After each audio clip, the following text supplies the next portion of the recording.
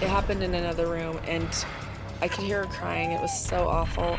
She had so many wires and lines going into her. My stomach just sank at that point. We really thought we were going to lose her. There was always that question of why is all this happening? What's wrong with my mom? I was totally desperate for some kind of answer. They pulled us aside and they said, we've pretty much done all that we can. Next, 2 medical mysteries that defied the experts. Since the day she was born, Avery Williams has not stopped screaming, and no doctor seems too concerned. But when her little body begins shutting down entirely, her parents suddenly find themselves in a race against time. We were devastated. I just kept thinking, what can I do with her before she dies? Then, Lynn Sanders could have never imagined that the bizarre, inexplicable joint pain she's endured since she was 15 years old would ever jeopardize her life or her baby's. All of a sudden, I felt no movement. I was thinking, I'm going to have a stillborn, or there's something wrong with my daughter. When illness strikes, we look to doctors to give us answers. But what if they can't? For these unlucky patients, diagnosis is a mystery.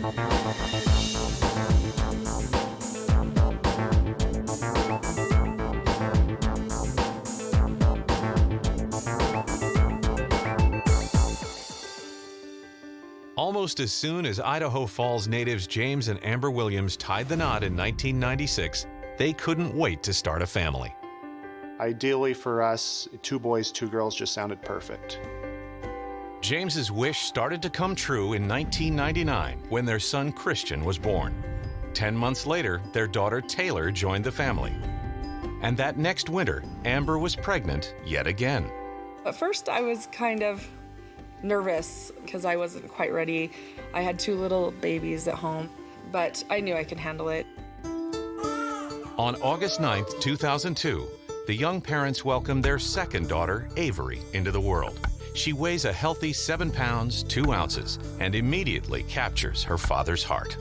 There's something about daughters even a little bit more than sons as a dad where you just don't want to really say you love them just a titch more, but I guess you kind of do. But from the moment she's born, it's clear that Avery is unlike their other children, who are extremely passive newborns. The first night, Avery cried all night long, which was so different than my other kids. And we kind of dismissed it that she was just maybe a fussier baby than our first 2 had been. The next day, while Amber's trying to calm her daughter down, she realizes that Avery's eyes look very strange. And I noticed that the whites of her eyes seemed to be robin egg blue. I thought, boy, am I imagining this?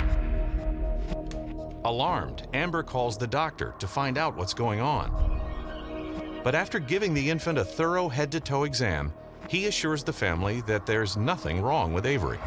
He thought it looked a little bit off, but there was no specific alarm that went off in his mind. The next morning, Amber and James take little Avery home to meet her brother and sister.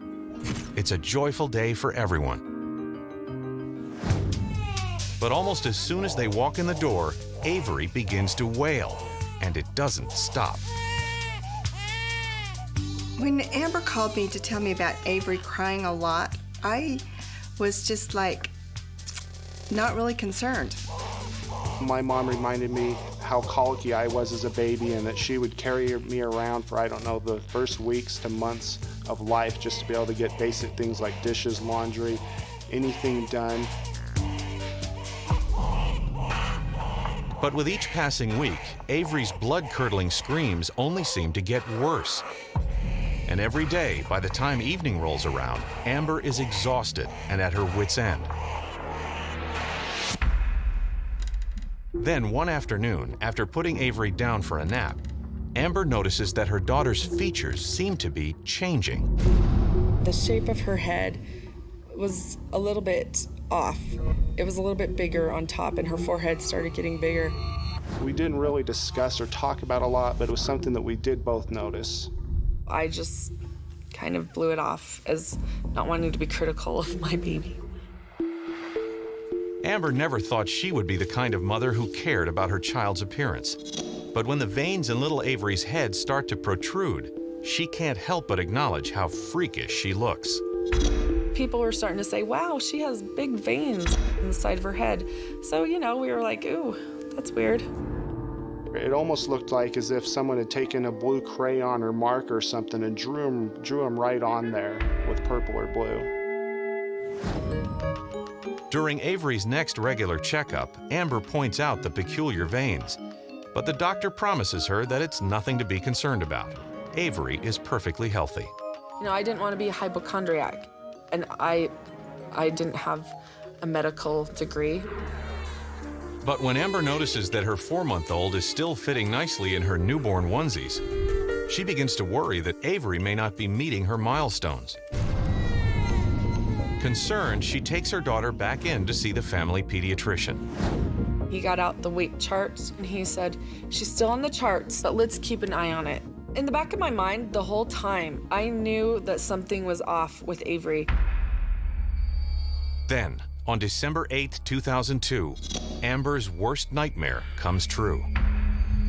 I just woke up more from a bad feeling than something that woke me up. But nothing could have prepared her for what she sees next. Avery had labored breathing. She was just wheezing. She couldn't even cry very easily like she usually did because she just couldn't get enough air.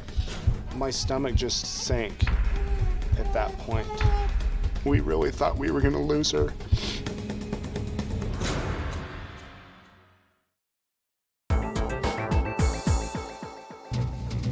Since the day she was born, Avery Williams has caused a stir. She cries incessantly for no apparent reason. She isn't gaining weight like she should.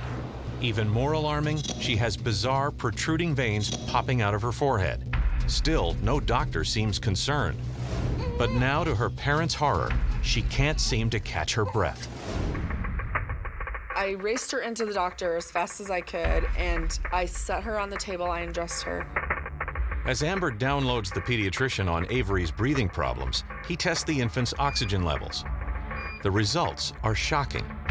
She's barely able to maintain a 90.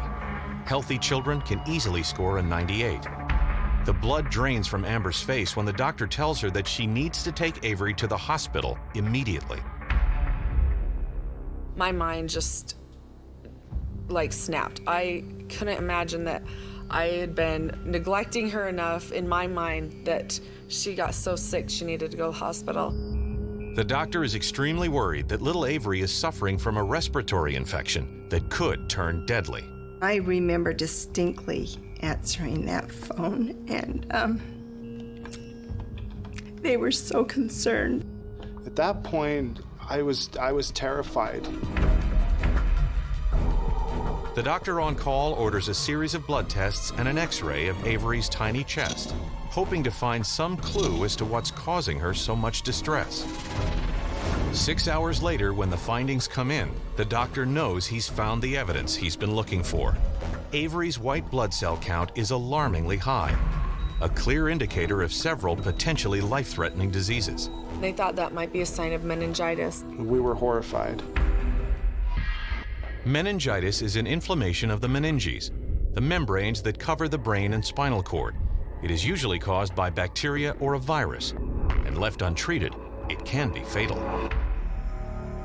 The next thing he wanted to do immediately was to perform a spinal tap.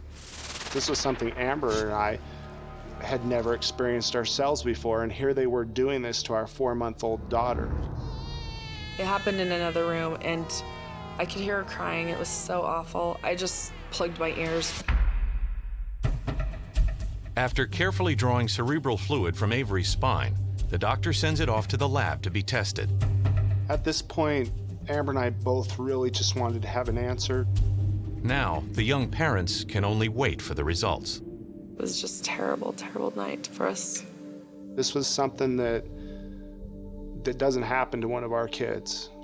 Being a grandparent sometimes is more difficult than one would think, because not only do you watch your adult children suffering, but then you're watching your grandchild too. So it's kind of a double whammy. And just when they think things can't get any worse, the doctor drops a bombshell. The next morning, our pediatrician said that she did not have meningitis. He said the next thing we need to check for It could be the C word or the L word, which was cancer or leukemia. We were devastated. Things seemed to be going from worse to worse to worse. While the news sends the family reeling, the medical team is focused on figuring out the next step in their investigation before Avery's condition gets any worse. At this point, our physicians in Idaho began to consult with doctors in Salt Lake City. They wanted to talk to some specialists from pediatric oncology. The clock is ticking as the Salt Lake City doctor begins to review Avery's case. And when a radiologist identifies a mysterious pattern on her chest X-ray, he immediately informs Avery's doctors in Idaho that he's found a critical clue. And they wanted to get her down there to Salt Lake City to see the specialist. Within the hour, the team has Avery in an ambulance. Amber is by her side as they begin the 250-mile journey to Salt Lake City. Following the flashing red lights in his own car, the harsh reality begins to sink in for James. I already knew that things were bad, but this just seemed to be continuing once again to just be another level of escalation, and it just seemed to be getting scarier and scarier.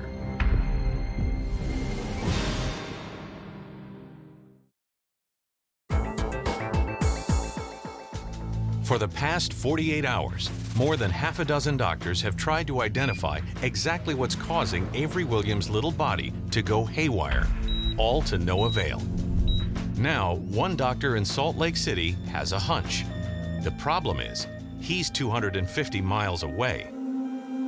On that ride down, it was all I could do to just try to hold things together emotionally and just get myself ready for what I might be facing when I walked in through the doors.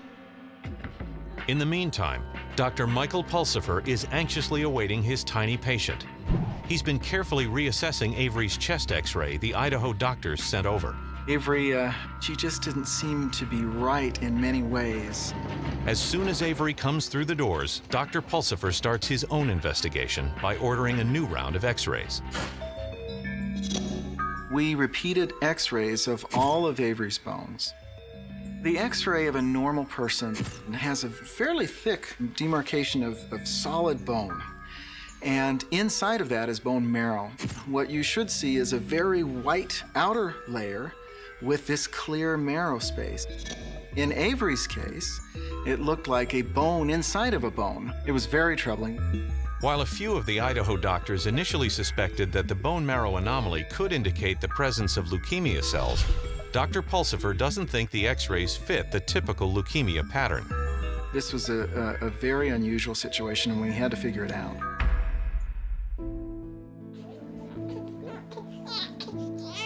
She was really sick. She was pale. She just wasn't breathing very good. We didn't know how much longer we were going to have with Avery. We just wanted an answer as to what she had. The next morning, Dr. Pulsifer announces his new game plan. He's going to run a series of highly specialized blood tests in the hope that the findings will give him the crucial clue he's been looking for. The blood work again showed a very high white count. The white cells are what our body uses to fight infection, and generally it's relatively low.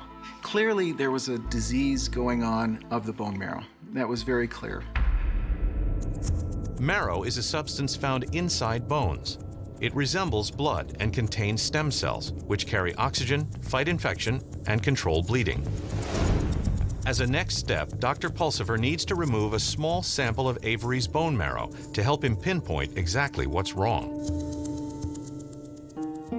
I was just sure she was gonna die. That's what I just kept thinking was, what can I do with her before she dies? The next 24 hours are excruciating.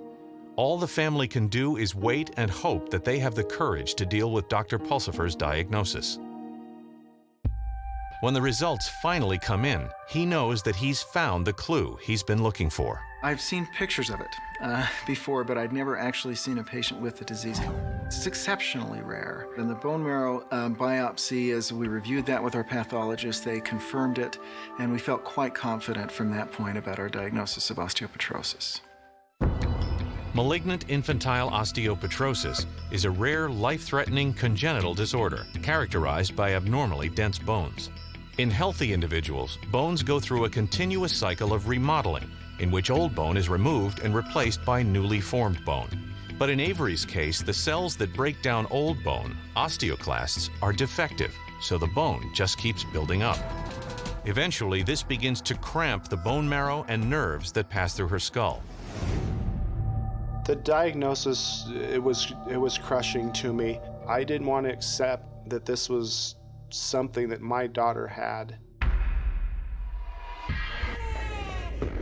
Dr. Pulsifer is confident that Avery's incessant crying had nothing to do with colic. Terrible as it is for Amber and James to stomach, it's likely their daughter has been in a lot of pain since the day she was born. I was just so shocked. I just couldn't even think straight. This particular disorder involves nerves running through bone, and the bone, when it remodels, accommodates nerves that run through it. But if it doesn't remodel appropriately, then those nerves are squeezed and pulled and twisted and cause pain. In fact, every symptom, including Avery's enlarged head and bizarre veins, can be linked to the diagnosis. The abnormal shape of Avery's bones is associated with the disease. If the bone is only growing out and is never remodeled appropriately, then areas are going to bulge out in a very abnormal fashion. And when that occurs, these veins are going to become much larger than they would be otherwise. Even the strange blue tint in the whites of her eyes is a common occurrence in patients with osteopetrosis. And we really do not know why they get this particular color to their eyes. On average, only 100 children are born with malignant infantile osteopetrosis each year in the United States.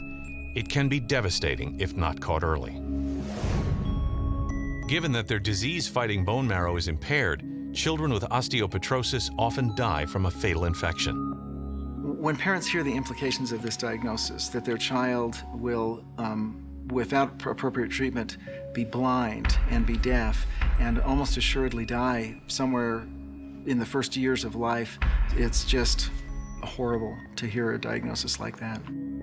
I was having a hard time wanting to bond to her at that point. I was afraid she was going to die. I wanted to love her as much as I could, but I also wanted to distance myself emotionally. Avery's only hope is to undergo a bone marrow transplant. Immediately, the hunt is on to find an acceptable donor. They start by testing Avery's brother and sister, but Dr. Pulsifer reminds them that statistically, they only have a 30% chance of finding a match with one of her siblings. We called all of our family and extended family and asked for their prayers because we needed that 100% bone marrow match. Almost 72 hours later, Dr. Pulsifer makes a call that the family will never forget. First words out of his mouth are, "James, we have a match. It's Christian." We were just ecstatic. The next month is a whirlwind. Avery undergoes the bone marrow transplant, but it doesn't take. Undeterred, Dr. Pulsifer repeats the procedure, and the family begins a prayerful watch, hoping that a second pass will do the trick. We thought if this doesn't work, I don't think anything will work, and we might just have to take her home and keep her comfortable until she died. Then, on March 4th, 2003, the family gets the news they've anxiously been waiting for. Dr. Pulsifer pronounces the transplant a success. We thought, oh, there's so much hope now. She's going to live. But no one could have prepared them for what would happen next. Finally, with her white cells back, she had the ability to heal. But when they came back, they did healing to an nth degree and released what we call inflammatory mediators, or proteins that are normally used for healing, but when released in high amounts, cause all sorts of symptoms. Her lungs became extremely swollen. She went into renal failure and became about as sick as could be. She had so many wires and lines going into her that you couldn't even get near her. I remember just gently stroking Avery's head and whispering to her, "Avery, it's okay. If you need to go, you can go."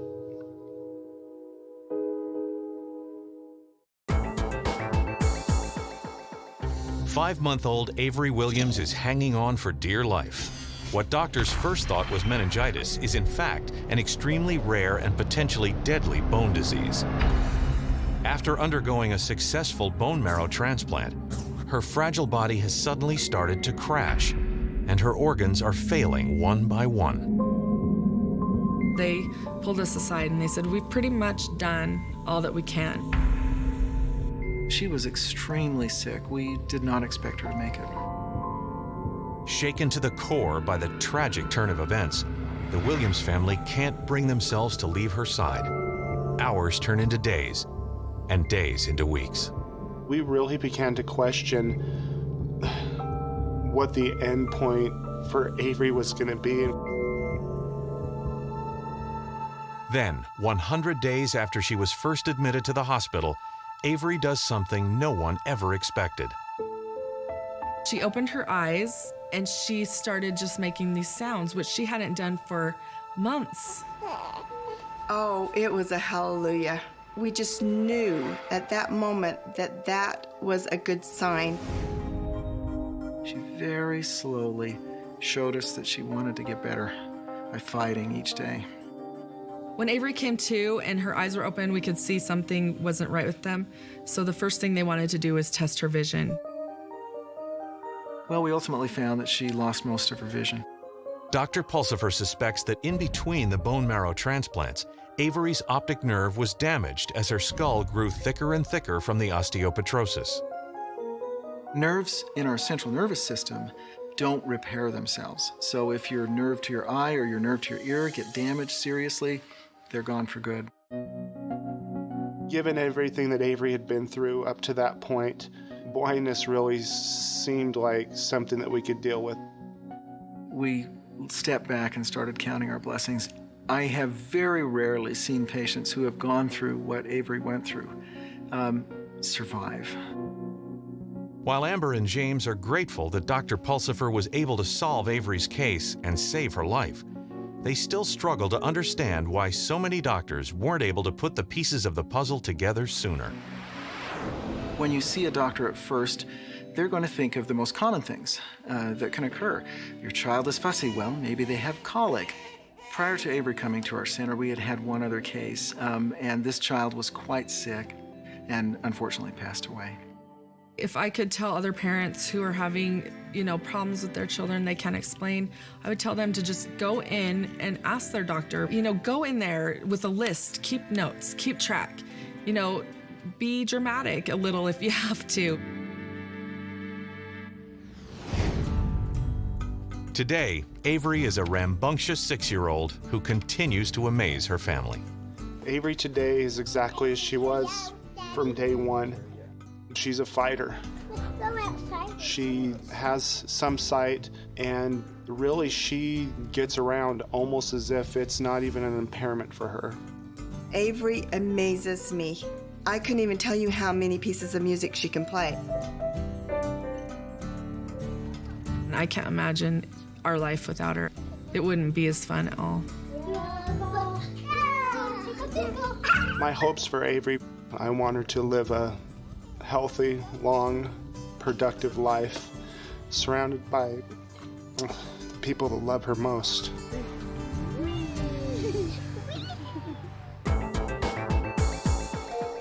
While Avery Williams will never remember her parents' desperate struggle to save her life, Lynn Sanders will never forget her own decade-long crusade to convince anyone that she was suffering at all. In the spring of 1974, 15-year-old Lynn Sanders had a reputation as one of the best swimmers in the small Wisconsin town she grew up in. I medaled in the Parkland Conference when you swim against all other high schools, and I took 3rd place in breaststroke, which I was really proud of. But one afternoon, as she's gliding through the water, Lynn starts to feel something she's never felt before: agonizing pain in her hands.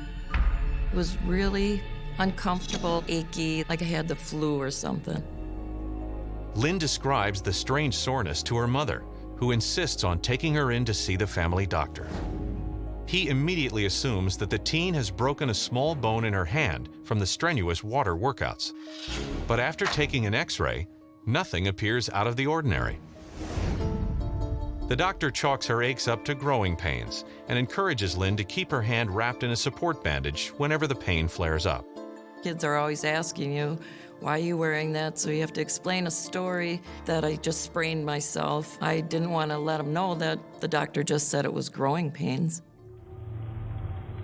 Worse still, as the weeks drag on, the pain in her wrists does not get any better. In fact, they eventually become so tender that she can no longer keep up with the grueling swimming workouts. Basically, the pain forced me to quit. It was very difficult to quit the swim team, and my parents were disappointed. Despite the strange looks she keeps getting from classmates, Lynn does her best to just live her life like a normal teenager. She starts going to the local roller rink after school, hoping to make new friends. It was boys' choice, and I asked her to skate, and we ended up going on another date from that. During the dating years, I would mention every once in a while that my hand or shoulders were hurting, but I didn't really want to keep mentioning to Dave about all my pain because I didn't want to chase him away.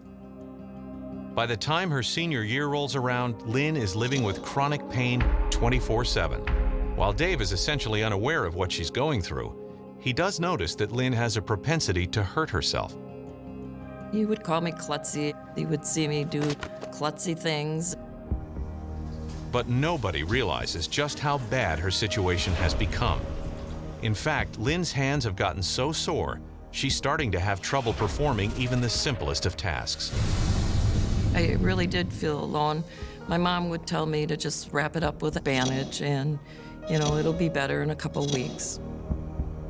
Weeks, then months go by, and the relentless pain doesn't let up, despite the fact that she's wearing the hand braces and taking aspirin 4 times a day.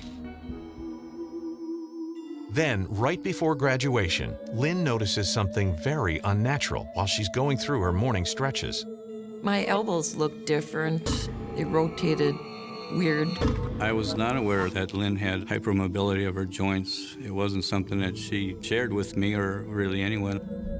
But soon after the young couple gets married in 1978, Lynn can't hide her condition from Dave any longer. I worked at a daycare. I had a hard time lifting the 2-year-olds. I could feel my shoulders starting to pop out, and I could literally hear it pop. And it would actually, what they call wing out. It would almost separate from where it's supposed to lie and lie flat. I would get horrendous pain. When she can't take it any longer, Lynn quits the daycare and takes on a more low-key desk job. But the daily repetitive office tasks soon begin to take a toll on her as well. It was getting harder for me to button my buttons on my blouse, turn doorknobs, lift up things with my hand. Finally, Dave insists that she see an orthopedist to find out once and for all what's wrong with her. Basically, he comes in the x-ray room and he pulls my hand and separates my wrist during the x-ray, and no other doctor ever did that. Next, he gives her an extremely thorough exam and even has her perform a series of manual exercises to see how her bones react to movement. When he was doing the stress test, it was really a horrendous pain. My hand bone basically separated a lot from my wrist bone. The doctor explains that Lynn's fragile ligaments are so stretched out, they're literally unable to keep her bones in place anymore. This allows the dozens of bones in her hands to rub up against each other, causing friction and excruciating pain. My ligaments were stretching out, and he needed to shorten those ligaments up. He decided that he could do a surgery. Desperate to make the pain go away, Lynn agrees to the surgery. And 2 months later, she feels something in her hands that she hasn't felt since she was 15. Nothing. The wrist felt so much better, and it made me feel 10 times better knowing that this doctor actually I believe, got down to the bottom of the problem. Over the next 4 years, Lynn undergoes 7 surgeries on various joints. It's the only way she's able to keep the pain at bay. Again and again, it was one joint and another. One would get patched up and fixed up, and then 6 months later, it'd be a different joint that we had problems with. Then in 1981, Lynn finds out she's pregnant. At first, she and Dave are overjoyed. But it isn't long before the throbbing pains return with a vengeance. And this time, they're not just in her hands. In fact, her entire body feels as if it's been battered. The OBGYN said that you are stretching out and that you were going to have a little achiness from being pregnant. All my joint pain never subsided during the whole pregnancy. I didn't know what to expect, basically. I was scared.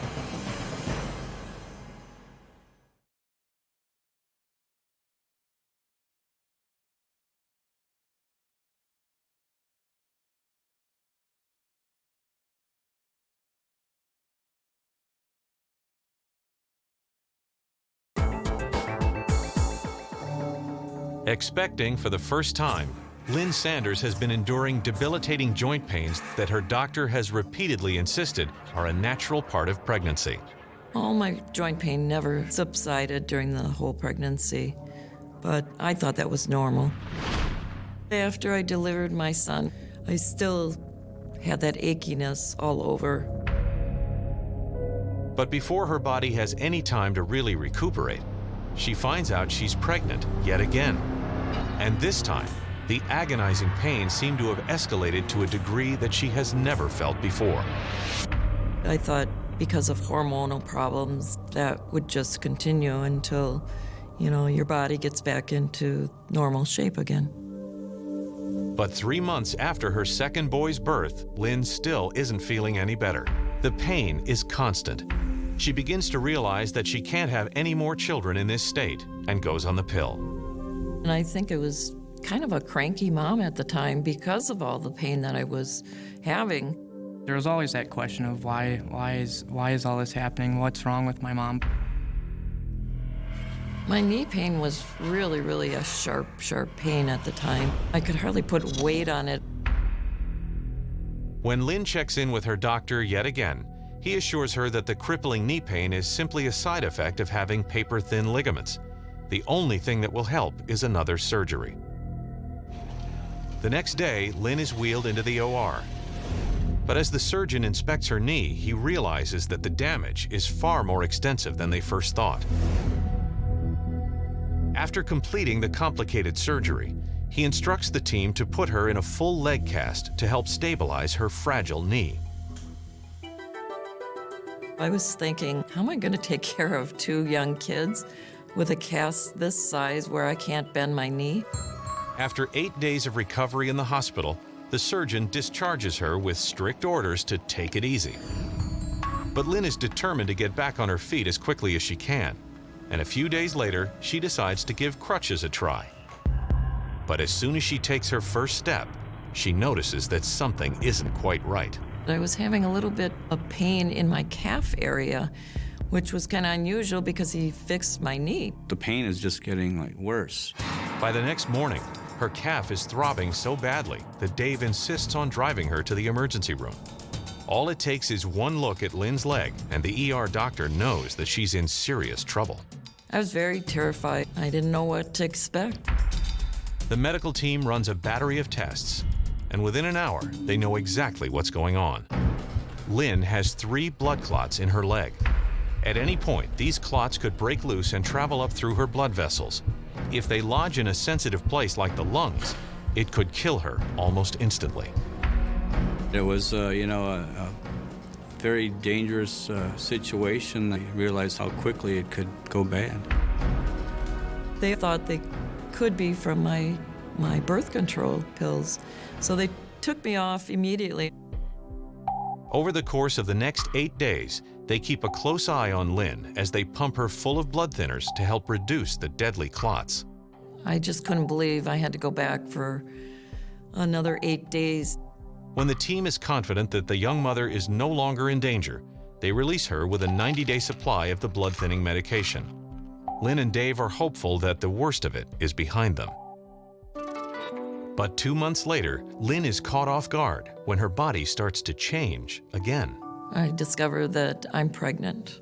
You know, she's in a full leg cast, and somehow or another we managed to, do what young couples do, and she ended up getting pregnant. But the real shock is yet to come. On hearing the news, the doctor recommends that she terminate the pregnancy. He's concerned that the blood thinner she's been taking could have already done serious damage to the unborn fetus. Also, they said I could miscarry because of it. She was pretty broken up about it, and I was just trying to be there to listen and try and understand what it was we were going to do next. Lynn immediately stops taking the blood thinners and begins researching her risks. When she contacts the March of Dimes, they refer her to Luann Week, a genetic counselor. We had some uncertainty about the exact timing of her pregnancy and how far along she was. We really have to pinpoint that timing because it makes a big difference as to what the risks are. The next day, Lynn goes in for an ultrasound, and they're relieved to discover that she's only 5 weeks along. This is good news because the baby was only exposed to the blood thinners for a brief period of time. As we often say in genetics, nothing's 100%, and so we still had to manage and cope with the fact that there was some uncertainty here. But Lynn is willing to take the very real risks, especially when she finds out that she's having a girl. I just broke out in tears because I finally was going to have my girl. During this third pregnancy, she was in constant pain. I was in more pain than ever, and I was worried about the baby and if she would have birth defects. The stress of it all is almost more than either of them can bear. But in the 34th week of her pregnancy, the couple finally hits rock bottom. All of a sudden, I felt no movement. Here I'm thinking I'm going to have a stillborn, or there's something wrong with my daughter.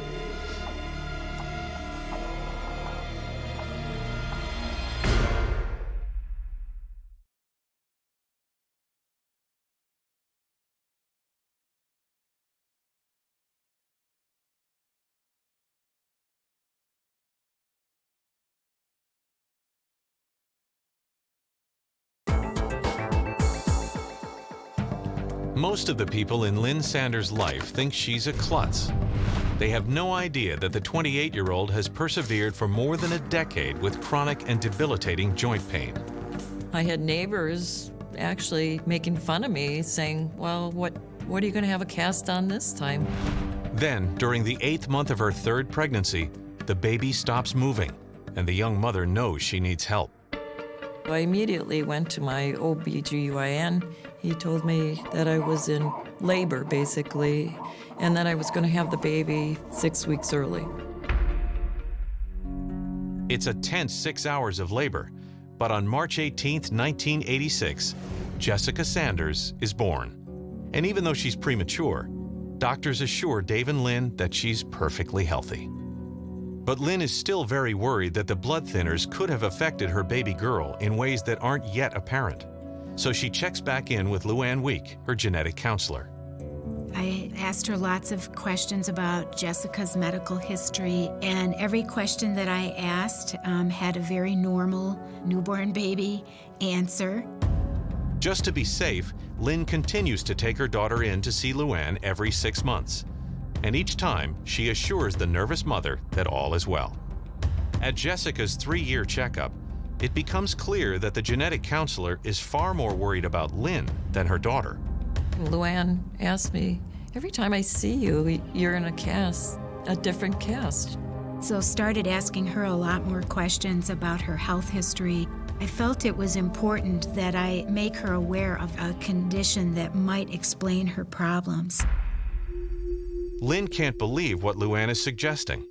She spent nearly 15 years hearing that she's just different, but secretly, she's always suspected there was more going on. I was totally desperate for some kind of answer to all the aches and pain that I had since I was 15 years old.